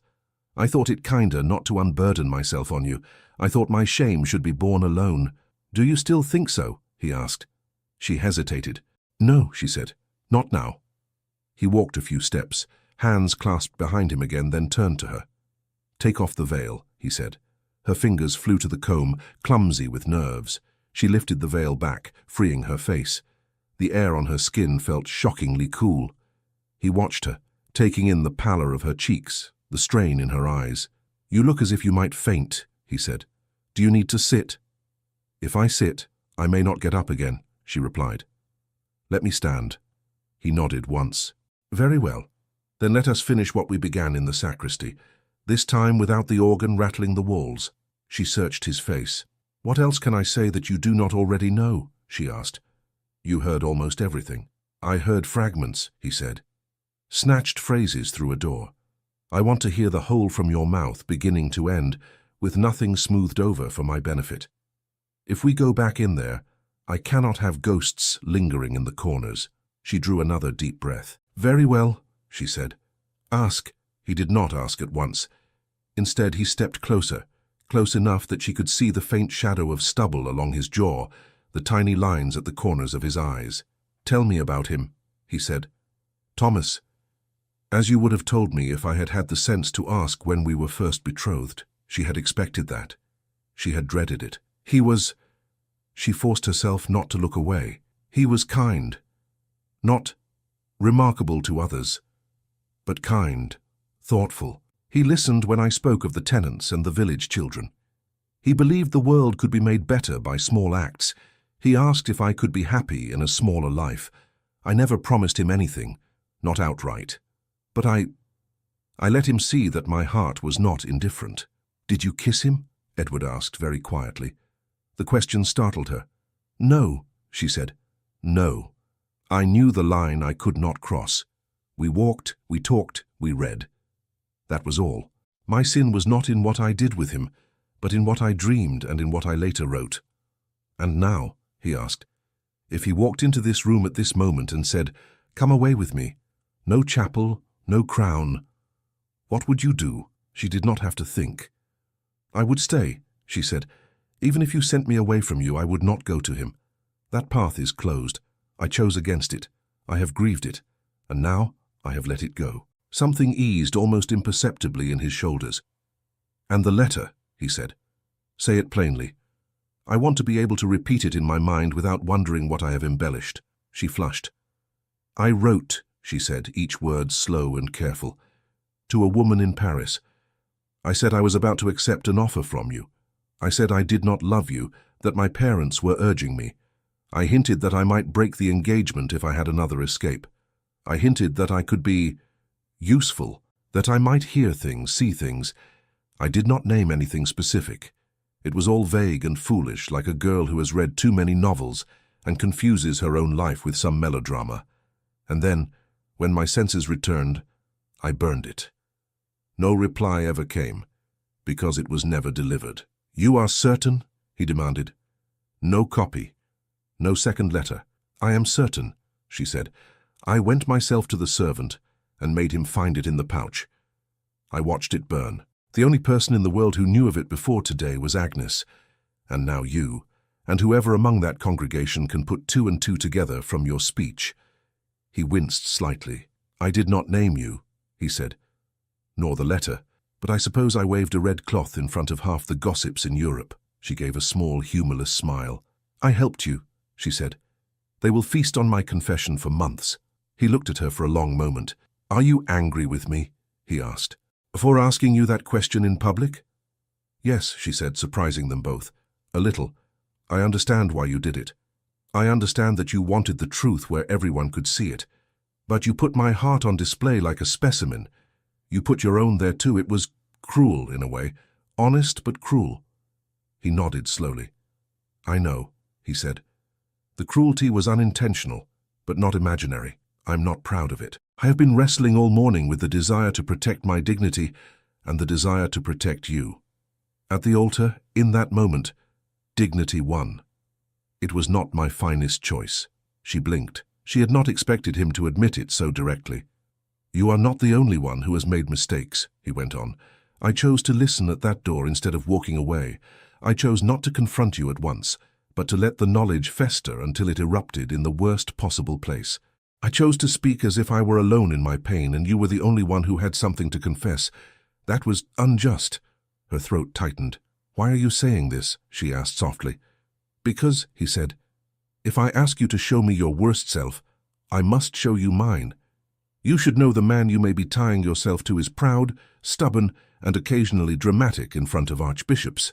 A startled laugh escaped her. It broke on a sob halfway out. She pressed her fingers to her mouth. "I do know," she said, muffled. "I have seen you lose your temper with that pompous ambassador from Vienna. It was quite a show." He almost smiled. Almost. "He deserved it," he muttered. Then his face sobered. "Margaret, we cannot stay here forever. They are waiting." "I know," she said. "What will you do?" He looked down at his hands, then back at her. "I can do several things," he said. "I can return to that chapel and announce that the wedding is cancelled. I can say I discovered that our path here was compromised, and I have chosen not to proceed. I can take the blame onto myself, say that I doubted myself, that I am unready. It would spare you somewhat. Not entirely, but more than if I called you false." She swallowed hard. "And the other thing," he drew a breath. "Or," he said, "I can return to that chapel with you on my arm. I can tell them that we troubled the waters because we believed such vows should not be spoken lightly. I can say that we will go forward with clearer eyes and humbler hearts. I can choose to forgive the girl you were and love the woman you are. That choice, however, I cannot make alone." She stared at him. "You ask me what I want." "Yes," he said simply. "I should have asked you properly at the beginning before your parents ever pressed you. I ask now, late but in earnest. Do you wish to marry me? Not the Prince of Wales. Me. If I were, say, the second son of a minor duke with a middling estate and an inconvenient interest in politics." She did not hesitate. "Yes," she said. "If you were a clerk in your own government offices, I would still wish to marry you. I would argue with you about the tax on tea and remind you to eat your dinner instead of working through it. I would be less afraid of failing you, but I would still wish it." Emotion flickered in his eyes, quick and sharp. "You must also know this," she added. "If you choose not to marry me, I will not collapse. I will grieve and I will bear the consequences. I will not run to Thomas or to anyone else. I will attempt to live honestly, however quietly, with whatever is left of my reputation. You owe me nothing because I love you." He took a step closer. "That," he said, "is why I cannot in honor cast you aside now. You say you love me without demanding the crown in return. You offer to walk away for my sake. If I send you out there alone, I will spend the rest of my life wondering whether I have thrown away the one person who was willing to tell me the truth when it cost her everything." Her eyes blurred. "Then, what is your answer?" His jaw worked once, as if he were biting back something raw. Then he nodded. "I will marry you," he said quietly, "not because the Queen desires it, not because your family needs it, because you stood before a crowd that could have shredded you and told the truth, because you were willing to burn a letter and then live with the shame alone, because when I showed you my worst temper, you did not flatter me or lie. I think you are a woman with whom I can share the weight of a kingdom." She exhaled. It left her almost dizzy. "However," he added, "we must attend to a few things first. Your parents, my mother, and what precisely we are going to say when we walk back into that chapel so that the Archbishop does not faint dead away." She let out a shaky half-laugh. "That seems practical. Where shall we begin?" "With making sure you are no longer shackled by your parents' fear," he said. "If we are to marry, I will not have you believing for a single day that you must please me to keep them from ruin." He moved to the door and opened it. The usher straightened from his post. "Send Her Majesty word," Edward said. "If she is speaking with Lord and Lady Ashford, ask that they come here. If not, ask that she meet me in the side parlour in 10 minutes. Say that her son requests her assistance as a mother, not a queen." "Yes, sir." The man hurried off. Edward closed the door again and turned back to Margaret. "Sit," he said. "You will do me more credit if you are not swaying like a sapling when we return." This time she obeyed. She sank into one of the chairs. The relief in her legs was immediate. Her hands still trembled in her lap. He stood by the mantelpiece, staring at the unlit grate. For a moment neither spoke. "Edward," she said quietly. "Yes, thank you," she said, "for giving me a choice, for not deciding everything over my head." "That is the least a husband should do," he replied. "I am merely belated in learning it." The door opened again a few minutes later. The Queen entered, followed by Lord and Lady Ashford. The Queen's gaze swept the room, taking in Margaret's pale face, Edward's rigid posture. "Is it to be a wedding or a disaster, Edward?" she asked with a tired sort of dryness. "A wedding," he said, "if you will help us tidy the wreckage I have already made." Relief flashed, quick and unhidden, across her features before she schooled them again. "Very well," she said. "Let us see what can be salvaged." Margaret's mother stepped forward at once. "Your Majesty," she began, her voice strained, "if my daughter has said anything ill-advised—" "Lady Ashford," the Queen interrupted, not unkindly, "your daughter has shown more courage this morning than most courtiers manage in a lifetime. If there is any apology to be made, it is not from her to me." The Countess faltered, silenced. Lord Ashford looked from the Queen to his daughter, then to Edward. His eyes were full of questions he did not dare voice. "Father," Margaret said softly, "I have told him everything. About Thomas, about the letter." Her cheeks flushed. "He still wishes to marry me. If you are ashamed, be ashamed of me, not of him." Lord Ashford closed his eyes briefly, as if something inside him gave way. "I am ashamed," he said quietly, "of what I have allowed you to bear alone. We have placed too much on your shoulders. I should have found another way." "There was no other way," the Countess protested, but her voice was less certain. "We would have been ruined." "Perhaps," the Queen said, turning her clear gaze on them. "That is a question you should have brought to me, rather than making your daughter your sole remedy." Both Ashfords stiffened. "Ma'am," Lord Ashford said, flushing, "I would not presume to trouble your Majesty with my private incompetence. Yet you were content to let your daughter's entire life be rearranged on its account," the Queen replied. "Let us speak plainly. Your estate has been declining for years. Your creditors hover. You have made unwise investments." He swallowed hard. "Yes, ma'am. My son has chosen to marry Margaret, not only with knowledge of her past fears, but with affection for her present character," she went on. "Whether or not this wedding had taken place, I would not have let the Ashford name slide into public disgrace for lack of attention. The Crown has an interest in preventing its nobility from collapsing like poorly built houses." Lord Ashford stared. I do not understand." "If this wedding had been called off," she said, "I would have arranged, through appropriate channels, the restructuring of your debts, discreetly, quietly, on condition that you stop gambling with futures you cannot afford to lose." The Countess blinked, colour draining from her face. "Your Majesty is generous," she managed. "I am practical," the Queen said. "A noble family in shreds creates scandal. A young woman sacrificed on the altar of her parents' fear creates tragedy. I prefer to avoid both where possible." She turned back to Margaret. "You must hear this, child," she said. And for the first time that day she sounded more like a mother than a monarch. "From this hour, your parents' survival is not your burden to carry alone. If you become my daughter by marriage, you will not do so as payment for their debts. If in some other universe you did not marry my son, you would still not be abandoned to disgrace on their behalf. Do you understand?" Margaret's vision blurred. "Yes, ma'am," she whispered. Edward watched her, something gentle in his eyes. "There remains the question of what to say when we return," the Queen said briskly. "You have made half a scandal already. You may as well shape the rest of it yourselves." "I will speak," Edward said. I began this uproar, I will calm it. And I, Margaret said quickly, would like to say something as well, if you permit it, ma'am. Edward glanced at her. You have said enough for 3 lifetimes today, he said. You need not expose yourself further. If I do not, she replied, they will fill in the silence with their own tales. I would rather they hear at least a fragment of the truth from my own mouth. I owe that much to the woman I hope to be. The Queen considered her. What would you say? She asked. Margaret swallowed. That I was afraid, she said. That I let duty frighten me into poor choices. That I came to love him after I had already promised myself, and that it took courage I did not possess at first. That I stand there today by choice, not compulsion. The Queen's gaze softened again. Very well, she said. You may speak. Briefly. The Archbishop will have a fit if we turn his pulpit into a parliament.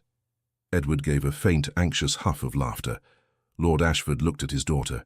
Margaret, he said, voice thick, if you wish to step back even now— I do not, she said firmly. Not on your account nor on mine. I have chosen.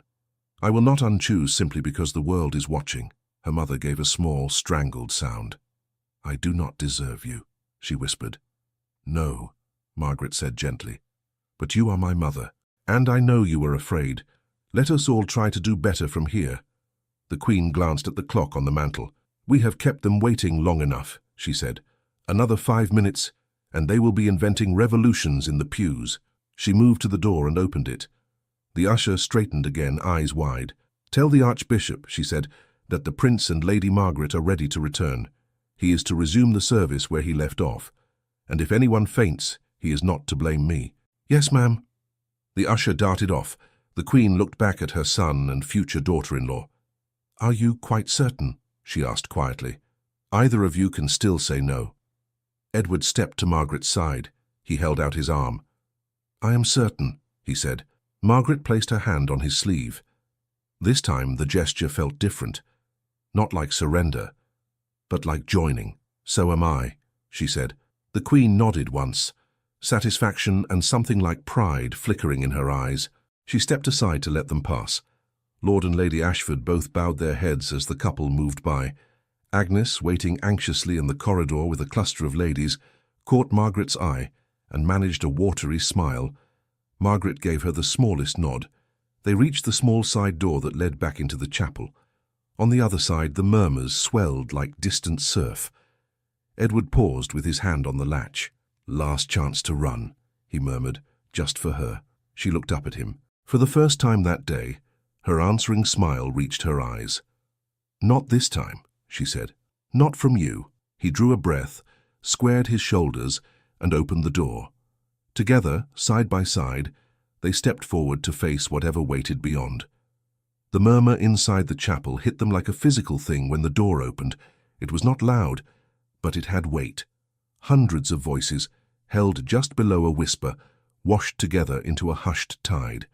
Heads turned as one. Fans stilled. The organist's hands hovered above the keys, waiting for a cue.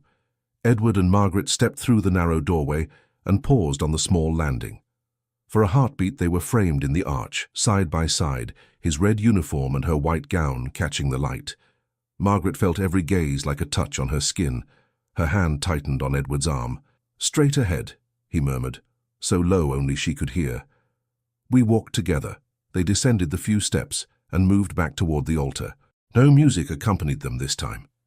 The only sounds were their footsteps and the faint rustle of curiosity. The Archbishop stood waiting, his face a careful blend of serenity and alarm. Behind him, the altar candles burned steadily, as if nothing at all unusual had occurred. Edward led Margaret to the spot where they had stood before. He did not immediately take her hand. Instead, he turned to face the congregation once more. Margaret's heart fluttered. She braced herself. Ladies and gentlemen, Edward said, his voice calm, we have tried your patience. For that we ask your pardon. A man and woman, before making promises that will shape their lives, are sometimes wiser for pausing. A few nervous chuckles escaped. There is much that might be said, he went on, but this is not the place for a full account. Suffice it that Lady Margaret and I have spoken honestly to one another. We have examined our hearts. What we will do now, we will do with our eyes open, not closed. He turned slightly, facing Margaret. His expression softened. I have asked her whether she loves me, he said. She has answered with more courage than I deserve. I have decided that I would rather walk into an imperfect truth with her than wait my whole life for a story that exists only in songs. The rustle swept the pews again, but this time there was less shock and more curiosity, sympathy even. Margaret drew a breath. Edward nodded to her, the smallest encouragement. She turned for the first time to the rows of watching faces. "My lords, ladies, and everyone," she began. Her voice trembled on the first word, but steadied as she went on. "I stand here very aware that I have not been a model of simple, unquestioning devotion. I have been afraid. I have been foolish. I have wanted to run. Many of you may know something of that feeling, though you have never had a crown waiting at the end of the aisle." A soft ripple of uneasy laughter stirred. "I began this path for the wrong reasons," she said plainly. "To save my family, to satisfy the world. Along the way, I met the man I'm about to marry, not the prince on the coins, the man who listens when he is tired, the man who remembers the names of servants and asks after their children. I came to love that man after I had already said yes with my lips. My heart lagged behind and then struggled to catch up. That is the truth." She felt Edward's gaze on her and drew strength from it. "I have told him everything," she finished. "He has chosen to forgive me my beginnings. I choose in turn to stand here of my own will. If you must whisper about someone after today, whisper that." There was a strange, brief silence. Then, from somewhere near the front, a single pair of hands began to clap. It might have been Agnes. It might have been someone else entirely. A second pair joined, then a third. The sound grew, not a roar, but a warm, hesitant applause that spread through the chapel before etiquette could quite decide whether to allow it. The Queen did not clap, but she did incline her head just enough to be seen. The Archbishop, caught between scandal and relief, lifted his hands for quiet. "Your Royal Highness," he said to Edward, "Lady Margaret, shall we proceed?" Edward turned back to him, and then to Margaret. He reached for her hand. This time, when their fingers met, there was no doubt. His grip was firm, hers answering. "We shall," he said. The Archbishop took a breath of his own, visibly bracing himself. "Repeat after me," he said to Edward. "I, Edward, take thee, Margaret, to my wedded wife." Edward looked down at her, and for a moment the rest of the world receded. When he spoke, his voice was clear. "I, Edward, take thee, Margaret, to my wedded wife," he said, "to have and to hold from this day forward, for better, for worse." He did not rush. Each phrase seemed to settle around them like a thread, binding not loosely, but with deliberate care. "For richer, for poorer," he went on. Margaret thought of ledgers and creditors, of her father's tired eyes, and felt something inside her unclench. Whatever came now, she was not selling herself to save anyone else. She was giving herself. "In sickness and in health," Edward continued, "to love and to cherish till death us do part." The words hung for a moment. He finished softly, "According to God's holy ordinance, and thereto I plight thee my troth." Margaret's eyes stung. "Now you, my child," the Archbishop said to her. "I, Margaret, take thee, Edward, to my wedded husband." She repeated the words, her voice steady. "I, Margaret, take thee, Edward, to my wedded husband," she said, letting each syllable carry the weight of what she felt. "To have and to hold from this day forward." As she spoke of better and worse, she glanced up. Edward's gaze did not waver. In richer and poorer she squeezed his hands, a small promise. In sickness and health she thought of him bent over papers long into the night, and vowed silently to be the one who closed the ink bottle when he forgot. To love and to cherish, till death us do part, felt less like a distant concept and more like a simple, resolute yes. "And thereto I give thee my troth," she finished. The ring followed. Edward took it from the tiny velvet cushion held by the page. His fingers shook almost imperceptibly as he slid it onto her hand. "With this ring I thee wed," he said quietly. "With my body I thee worship, and with all my worldly goods I thee endow." He caught her eye on the last phrase, and gave the faintest shrug as if to say, "What little these worldly goods are worth, compared to what we have just done." Then it was her turn. She placed the lighter band on his finger, her hand surprisingly sure. "With this ring I thee wed," she said, "with my body I thee worship, and with all my worldly goods I thee endow." Her smile touched the words. "Such as they are." Someone in the back stifled a chuckle. The tension in the air eased.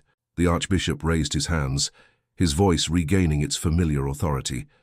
"Forasmuch as Edward and Margaret have consented together in holy wedlock, and have witnessed the same before God and this company, I pronounce that they be man and wife together, in the name of the Father and of the Son and of the Holy Ghost. Amen." "Amen," murmured the congregation. The world seemed to sway around Margaret, man and wife. It settled into her bones.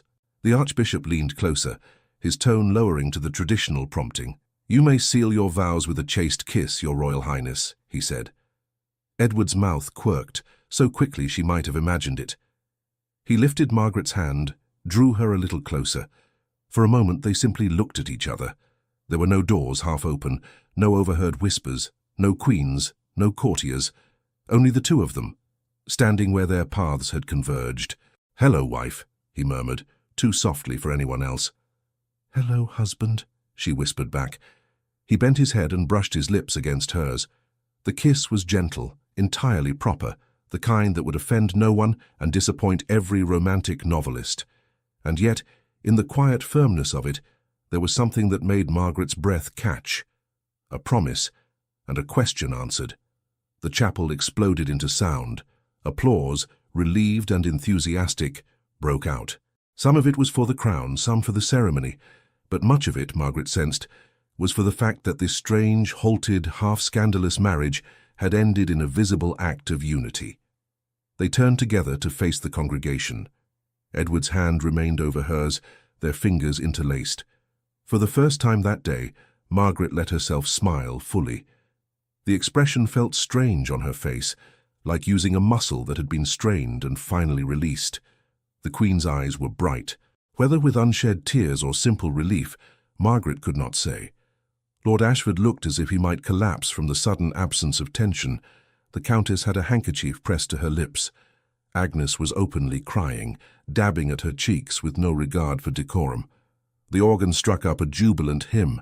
The newly married couple turned and began the walk back down the aisle, this time not toward judgment, but toward a future neither of them could fully picture, but both were willing to face.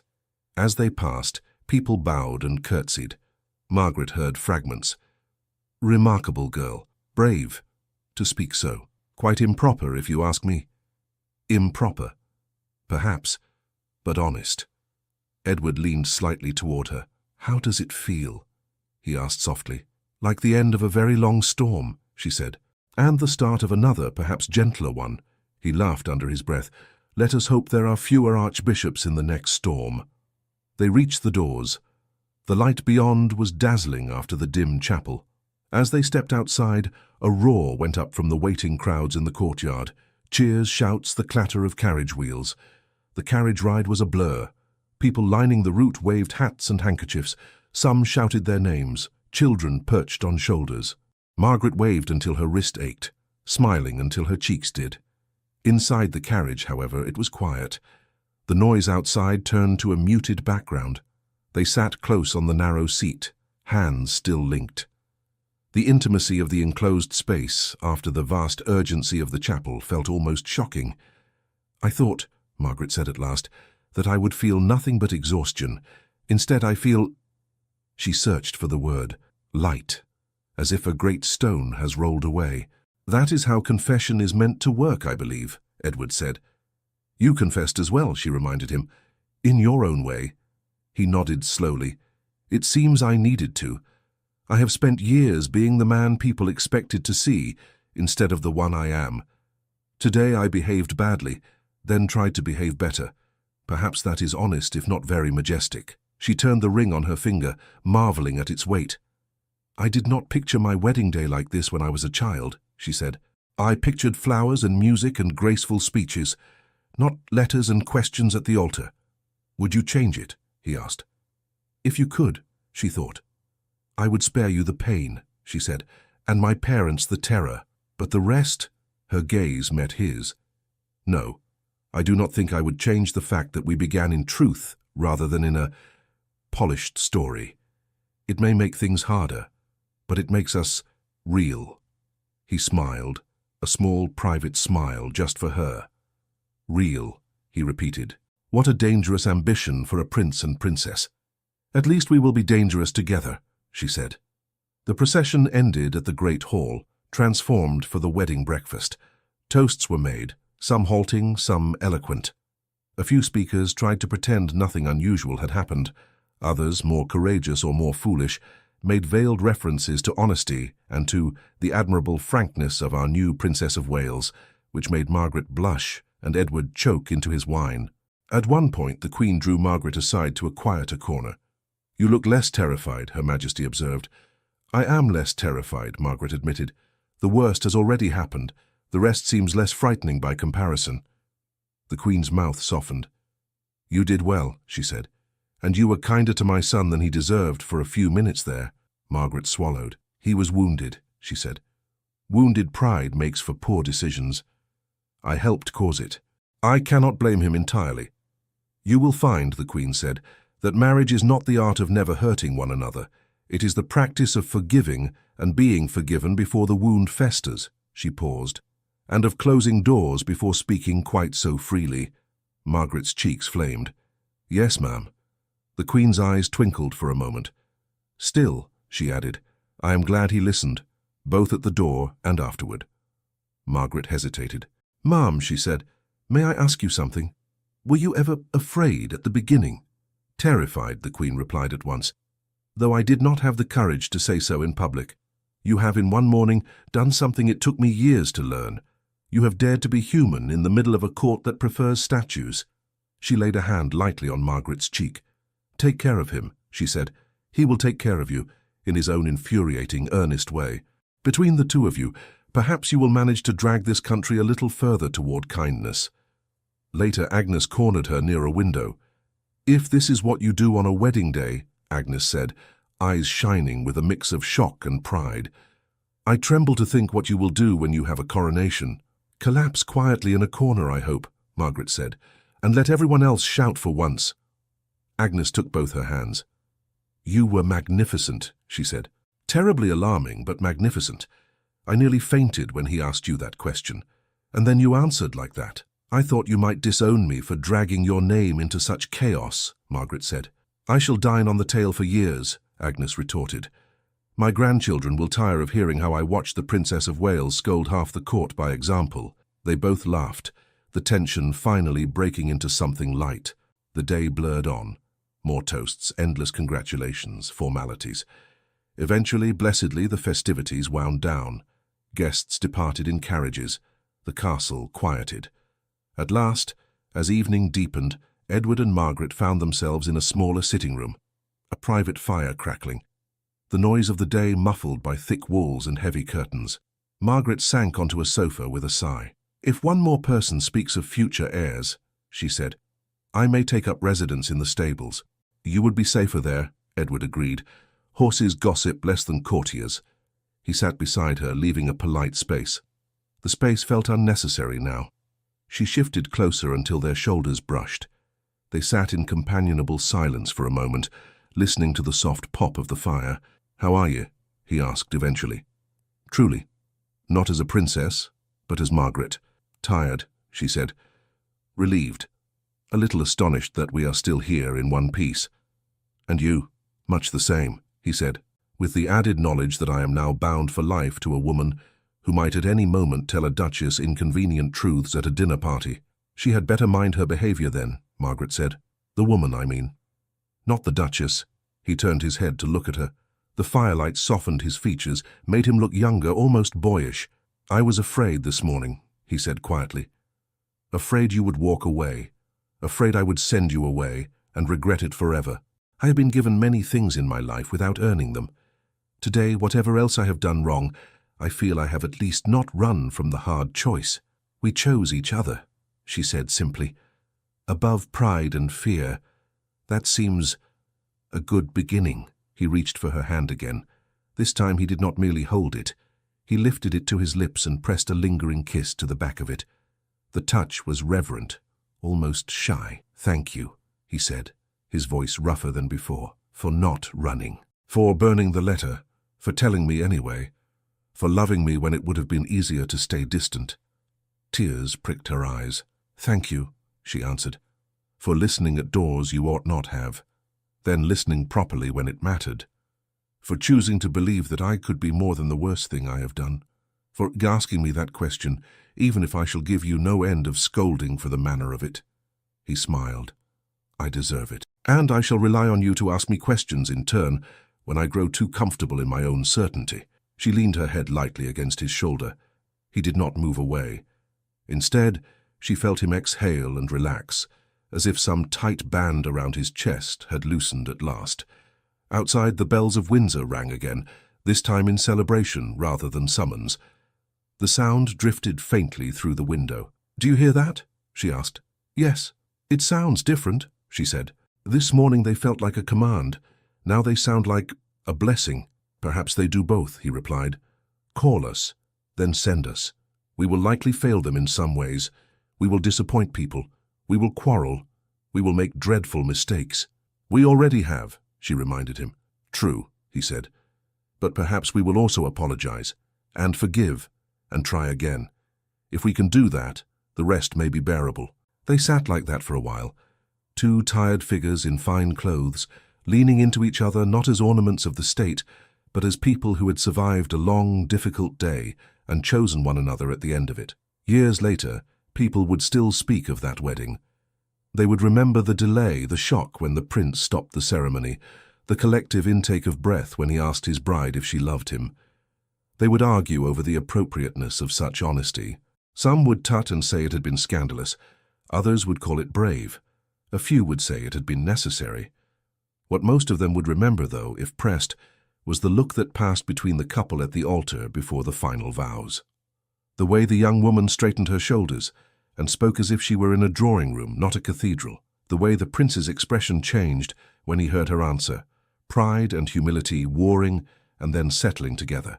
In time, under their shared influence, small things began to shift at court. Young men and women found themselves encouraged, quietly, to speak of their wishes before arrangements were made. The Queen surprised everyone by intervening more than once to halt a marriage founded solely on debts and desperation. It remained a world of titles and duty, but it became little by little more honest. As for Edward and Margaret, their marriage was not a tale of unbroken harmony. They argued, sometimes fiercely, about policies, about invitations, about which charities to support, about how late he worked or how blunt she had been in conversation. There were slammed doors more than once, and long walks taken in opposite directions. But there were apologies too. There were evenings spent talking by the fire long after the candles had burned low, hands entwined like anchors. There were visits to factories and schools, where they stood side by side and listened, then argued with ministers later about what they had heard. There were quiet mornings when he read state papers and she wrote letters to reformers, their feet touching under the table, each an unconscious reassurance of the other's presence. On the anniversary of their wedding, some years later, they walked again in the castle gardens. The day was softer than that first one, the air less sharp. Margaret wore no veil now, only a simple hat. Edward's uniform had been traded for a less elaborate coat. They looked to anyone watching from the windows, like any married couple taking the air. "Do you remember," Edward said, "what you said to me in the carriage that day, about storms? That I hoped the next one would have fewer archbishops," she answered promptly. "I stand by it." He laughed. "You also said you felt light. Do you still?" She considered. "Lighter," she said. "Not because life has become miraculously easy. It has not. But because I am no longer carrying secrets that do not belong to me alone. There is such weight in what we do not say." He nodded. "If I have learned anything from that day, it is that truth told early may cause a small scandal. Truth told late may nearly destroy you. I prefer the smaller scandal." "You say that now," she teased. "Wait until the next time I tell a duke his opinion is ill-informed. I shall be proud and wearily amused," he said, "and perhaps I shall pretend not to hear to spare him the embarrassment." They walked on a little farther. The sun slipped behind a cloud, then emerged again. Margaret glanced at him. "Do you ever regret asking me that question?" she asked. "At the altar?" He was quiet for a moment. "No," he said at last. "I regret the timing. I regret the hurt I caused you. But I do not regret the question. It was the moment when we stopped being actors in a pageant and became ourselves. Everything that has followed, our quarrels, our laughter, the changes we have tried to make, began there, I would rather have a marriage born in an awkward truth than in a graceful lie. She slipped her arm through his. Then we are agreed, she said. On at least one matter. On more than one, I hope, he replied. She smiled. On more than one. They walked on. Somewhere behind them, the bells of Windsor chimed the hour. The sound spread over the gardens, over the town, over fields where people who would never see the inside of a palace went about their days. Most of those people would never know the full story of what had happened at the altar years before. They would know only that their future king and queen seemed to look at each other not only as duty required, but as something quieter and stronger required too. In the end, that was the true legacy of that interrupted wedding. Not the gossip, not the shock, not the columns in the newspapers, but the simple fact that a prince and a young woman had chosen to build their life together on something rare in their world. Truth spoken even when it shook the walls. Margaret had once believed that her worth lay in saving her family with a brilliant match. Edward had once believed that his role was to carry the crown alone, at whatever cost to his own heart. On that day at the altar, both of them let those beliefs fall. They learned instead that love which survives humiliation, confession, and choice is stronger than love that never meets a test. They learned that a crown worn with an honest heart is lighter than one balanced on pretense. They learned most of all that two imperfect people who are willing to say, "I was wrong and I forgive you," may together change more than laws and customs. They may change what other hearts dare to hope. And so, whenever anyone repeated the old story, do you remember in 1874 when the Prince of Wales stopped his own wedding? The tale, in the end, did not sound like a scandal at all, but like the beginning of a marriage that was, in its own flawed, earnest way, truly worthy of the vows they had spoken. Thank you so much for listening to this story all the way to the end. We hope it moved you as much as it moved us while telling it.